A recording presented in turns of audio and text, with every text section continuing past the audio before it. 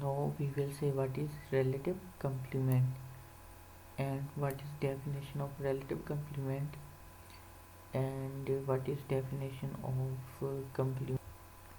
अब simply complement हमारे पास क्या होगा कि complement को अगर हम लेते हैं तो complement of subset f of a denoted by f a, इसके ऊपर c आ जाएगा, is defined as f c। अब a के complement में उसने क्या लिखते हैं, नॉट a। नॉट a की डेफिनेशन हमने पहले पढ़ी है, वेयर एफ सी कंप्लीमेंट जो हमारे पास एफ सी है इसकी वैल्यू क्या होगी, सच दैट नॉट ए से किधर मैपिंग जाएगी, P of you.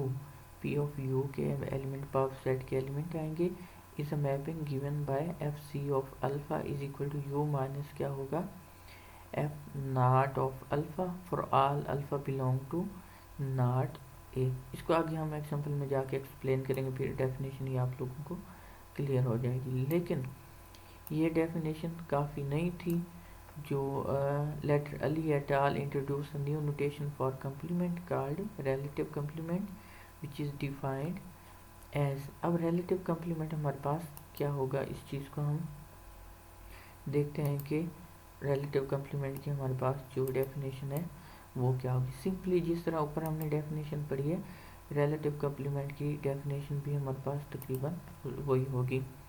F of A are इसे शो करते हैं, उसमें सी था इसमें आर हो गया, ये देखें। तो हमारे पास is defined by F of A R is equal F R A हो जाएगा। इसमें देखें ए है, उसमें नॉट ए था, ये बिल्कुल सिंपल है। वेयर एफ ऑफ आर, ये मैपिंग भी ए से, वो नॉट ए से पी ऑफ यू पे थी, ये ए से पी ऑफ यू पे है। इस mapping given by F R of alpha is equal to क्या होगा, U minus F of alpha for all alpha belong to A. अब इसको एग्जांपल में देखते हैं, फिर हमारे पास ये डेफिनेशन जो है वो क्लियर हो जाएगी कि यू में से हमने कौन से एलिमेंट निकाल देने। ओके, अब एग्जांपल पे आते हैं। यू हमारे पास क्या दिया है, u1 से u5 तक यूनिवर्स सेट हमारे पास दिया है, और सेट ऑफ जो पैरामीटर है उसने क्या दिया है, e1 से लेकर e4 तक। B soft B set of parameter, ये सॉफ्ट यूनिवर्स सेट है, सेट ऑफ पैरामीटर है।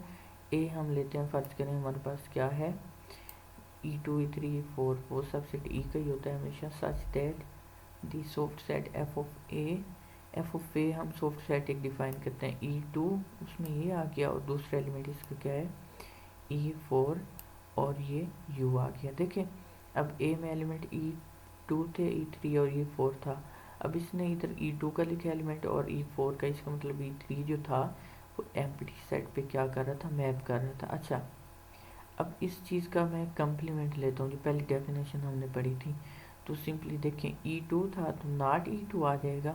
अब देखें ये सारी u में से जो चीज़ इस्तेमाल हो रही है ना वो नहीं लिखेंगे, बाकी सारे लिख देंगे।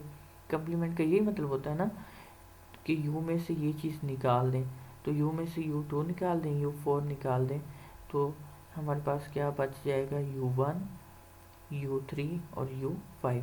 इसी तरह इसका एलिमेंट क्या था हमारे पास, आगे देखें। अब इधर उसने शो नहीं किया था ना, लेकिन इधर शो कर रहा है, e3 किस पे मैप कर रहा था, एम्प्टी सेट पे। अब u में से एम्प्टी सेट सिर्फ निकाल दें तो हमारे पास क्या रह जाएगा, पूरे का पूरा u रह जाएगा। आगे इस e4 का कंप्लीमेंट अगर है, नॉट e4 किसके इक्वल होगा हमारे पास, नॉट e4, ये हमारे पास क्या हो जाएगा, ये पूरे का पूरा u है, तो इसका कंप्लीमेंट हमारे पास क्या आ जाएगा, एम्प्टी सेट। तो इसलिए हम इस वाले हिस्से को अपनी डेफिनेशन में नहीं लिखेंगे, क्यों, क्योंकि ये क्या था, एम्प्टी था हमारे पास। अब सिर्फ अब हमने e5 को नहीं चेक करना कि जिस तरह ये नॉट e5, क्यों नहीं चेक करना, क्योंकि हमारे पास ये सेट ए में था ही नहीं, सिर्फ सेट ए में जो एलिमेंट थे उनको चेक करना है।